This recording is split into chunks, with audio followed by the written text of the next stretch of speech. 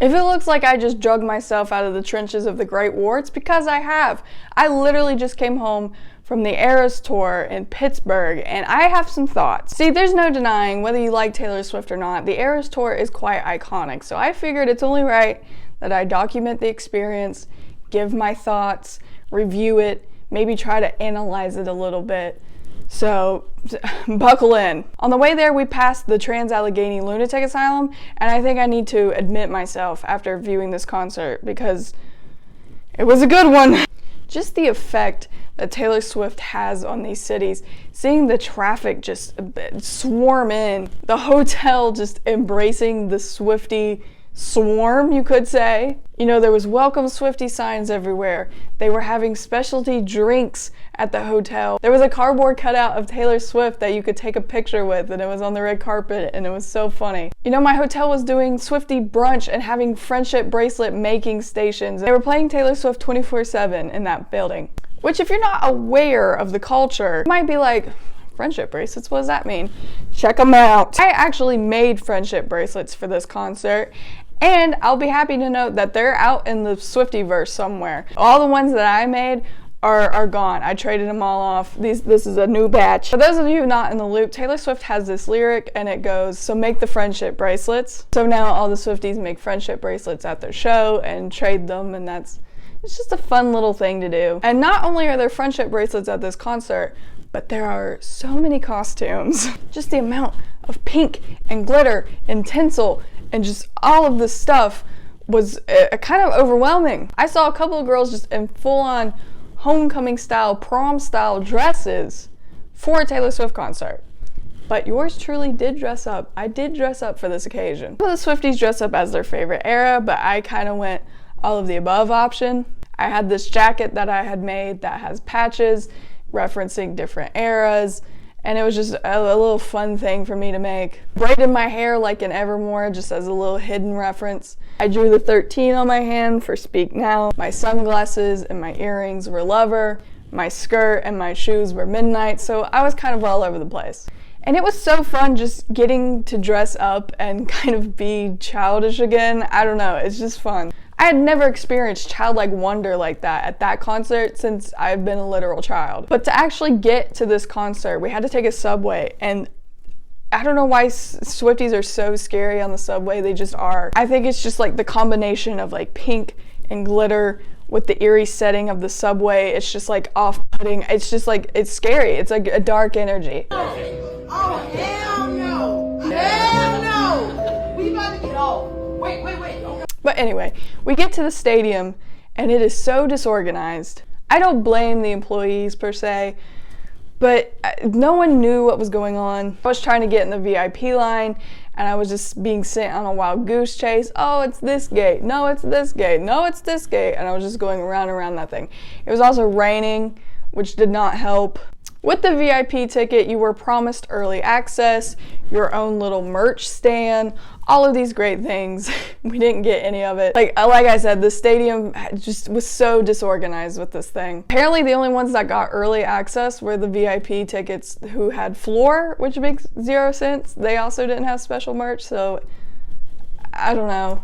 I didn't let this damper my trip. I went in the stadium, I got my picture with the Capital One elevator thing, which was super fun. And pro tip, as soon as you get in the venue, go into the merch line. I would say this generally for anyone that has long merch lines. As soon as you get in the place, do not look for your seats, do not do anything else, get in that merch line. Because I got in there early, and I was in line for like 15 minutes, got my shirts, done, boom. Because if you don't get in there early and you kind of dilly-dally around, it's impossible. Those lines are insane. Outside, inside, they're crazy all over the place. But I will say, seeing football jerseys being covered up by Taylor Swift merch was just so satisfying. They may have been disorganized at the stadium, but they did have a mirror ball drink, which was another plus. The openers for this thing was Gracie Abrams and Girl in Red. I have heard of Gracie Abrams. I've certainly heard of her father's endeavors, But I didn't really know much of her. But you know what? She's cool. She's got that like sad girl vibe that people seem to be into nowadays. I sound like such an old person saying that. Kids these days, they like sad girl music. I don't mean that as a dig. I love that sound. I get it. She reminded me a lot just in general of Phoebe Bridgers, both her songs and her voice. Very big Phoebe Bridgers vibes, which I like Phoebe Bridgers, so. Now the other opener, Girl in Red, I did know before going to the concert. This is the one I was looking most forward to. She's just so energetic and fun and a little quirky that she's just like fun to watch. Plus her songs are really cool, so that was a plus. After the openers, there was just like this tension in the air, right? Because you know that Mother Taylor is coming. And I'm sitting in my seats and everyone starts freaking out because Mama Swift is here, guys. You know you're famous when your mom is famous just because you're famous, you know? When you're the celebrity, but your mom is getting bombarded with people wanting to take pictures with her and meet her and just freak out just at the sight of her, you know you're super uber famous. And they were doing the same thing with the dancers and the singers. We caught a glimpse of them going backstage and people lost their minds, which I think is really sweet. I mean, those people are up there performing just as long as Taylor Swift, so they deserve a little clap, I would say. Now, the best part, the show before the show was the janitor's cart.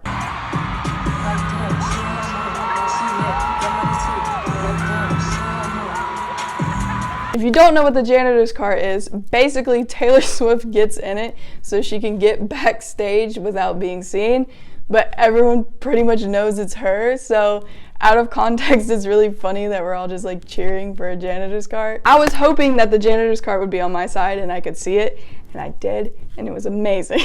Countdown happened and the show started, and the opener is kind of hard for me to put how it makes me feel into words. Because Reputation had the coolest opener, I won't lie, but this one was great for like different reasons. The opener is basically these dancers come out and they're wearing like these big peacock looking things, like this soft little melody going on, and there's audio snippets of references to all of her eras. And it's just kind of surreal for me to hear that. Because I have been listening to Taylor Swift for a very long time. In fact, the first time seeing her for me was her first tour. And I never quite realized how much her albums are associated with stages of my life. So listening to all of the eras consecutively happen on stage was giving me this weird like flashback, life is flashing before my eyes kind of feeling. Like I just saw me growing up with Taylor Swift and it kind of made me emotional. Beautiful opening, Taylor Swift comes out, everyone loses their mind. When she first came out, she was literally commanding her army. She would point at people and they would just yell.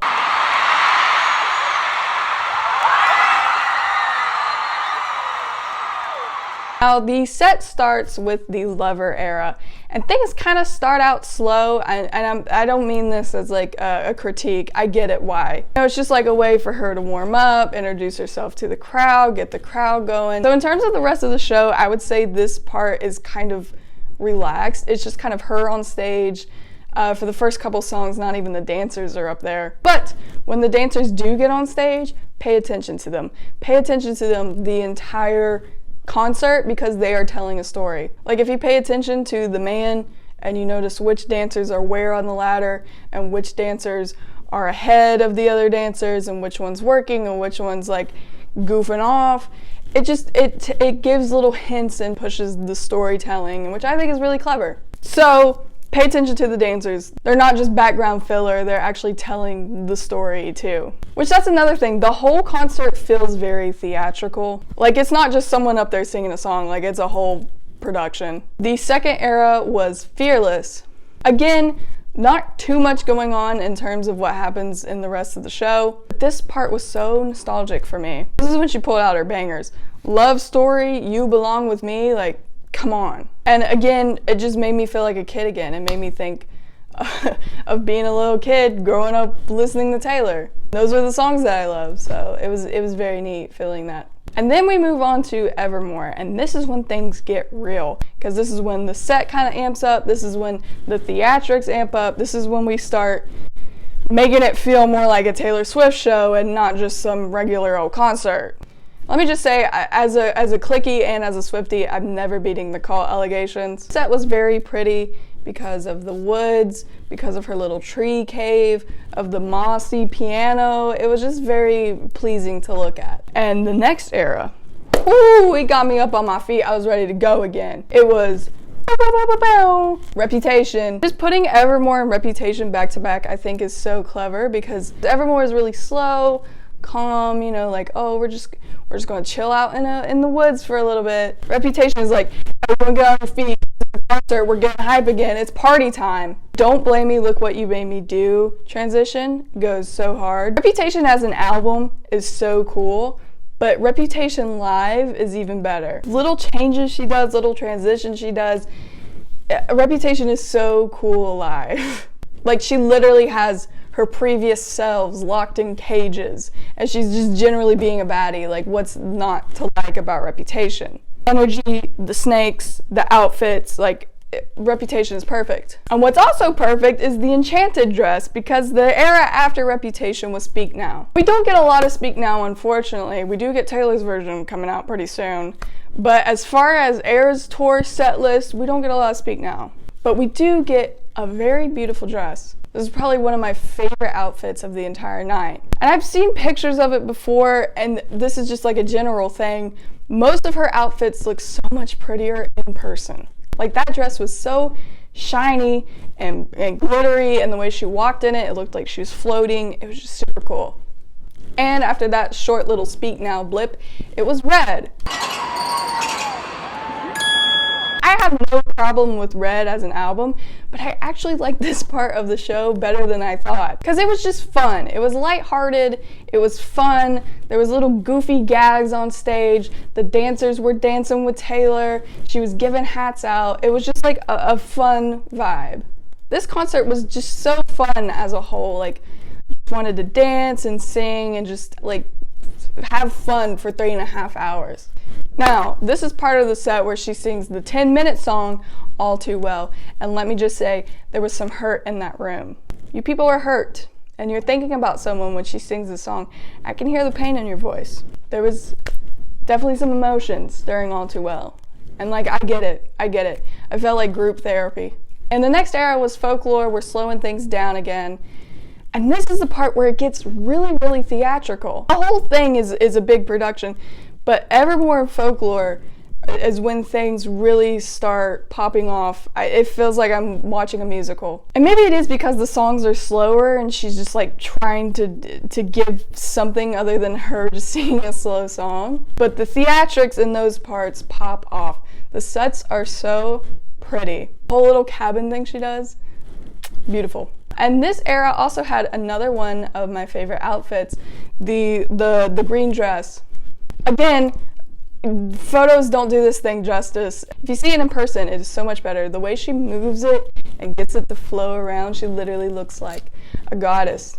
I think I was witnessing some divine being on stage multiple times. It was like a religious experience. I think at one point heaven opened up. Another fun one was right after Folklore, and it was 1989. This one had, I don't know why it's so funny to me, but the bikes.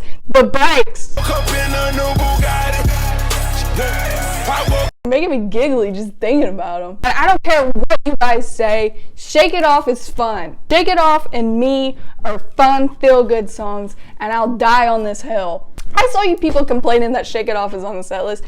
It was one of the most fun times during the whole thing. We're dancing, Taylor was having fun, the song is fun, I was up grooving and dancing. It was just a vibe. Believe it or not, you can like pop songs, and you can like a song just for being fun. Again, this era had Red vibes, where things was just light and fun and energetic, which, by the way, these are into the set list. Like, we're hours into this thing by the time these eras come along. And the fact that both the dancers and Taylor and everybody up on that stage can keep up that energy is honestly so impressive. That whole concert, I never felt like anybody up there was tiring out, and I know how insane, crazy hard that is. Someone who plays gigs myself, I genuinely don't know how they do it. Now, this is the fun part of the concert where she does her surprise songs. And I got Mr. Perfectly Fine and The Last Time. Out of those two, Mr. Perfectly Fine was my favorite. And here we are approaching the last era. And that, of course, is Midnights. Midnights was more visually based. Like, there was a lot going on the screen, more so than the rest of the concert, I feel like. I feel like she pre-recorded most of this for Midnights, which I get it. Funniest part of this set was when she turned into, like, Godzilla and she destroyed a whole town. And this is when my favorite song happens. She sings Karma. I know, it's the last song. I remember watching the first concert and having so much fear that she wasn't going to put Karma on the set list. It just ends with it, and it was a beautiful ending. Concert ends, and literally everything happens. You feel all of the emotions. Things are exploding. It's so colorful and beautiful. You feel like you want to cry. Just gorgeous. I know this is me just fangirling over Taylor Swift, but I'm going to give some final thoughts and some comments. You know, I tried to watch this concert as a non-fan, like my dad who was there. Like, how would my dad, who's sitting right next to me, view this thing? And honestly, I think anyone can enjoy a Taylor Swift concert, and I mean that from the bottom of my heart, because it is so much more than her just up there singing songs. Whether it be the audience's bracelets doing some weird funky pattern, whether it be like what's happening with the set design, what the dancers are doing, what kind of outfit she's wearing. Like, there's so much to look at that I feel like anyone, whether you're a fan of her or not, can find something to enjoy. I don't think there's any bad seats at a Taylor Swift concert. If you're up in the nosebleeds, you have all of these lights and all of these visuals to look at. From closer to her, of course, you could see her, and you could see the dancers, and you could see all these beautiful, colorful outfits. No matter where you are in the stadium, she tries to give you something to look at, which I think is very unique. I don't really see that a lot. And not only this, but the attention to detail. Like, everything that happens during this concert happens for a reason. Down to the lighting, down to the outfits, down to the dance moves, just everything is planned and everything is telling a story. I feel like this is the type of concert that's like a movie and you need to see it multiple times just to get everything. Like, the theatrics of it and the sets and just the storytelling, it's just so beyond, okay, I'm just gonna get up here and sing songs. Which again kind of sets her apart from the rest of the crowd. The fact that she's using all of these elements to her advantage and pushing that story forward. It's just fun to watch, and her team obviously put a lot of thought into this, and it pays off. And I don't care if you think it's cringy going to one of her concerts. I had an amazing time, and I think you should go too. See you in the next one. I probably won't be talking about pop music. I'm rock and roll until I die, baby!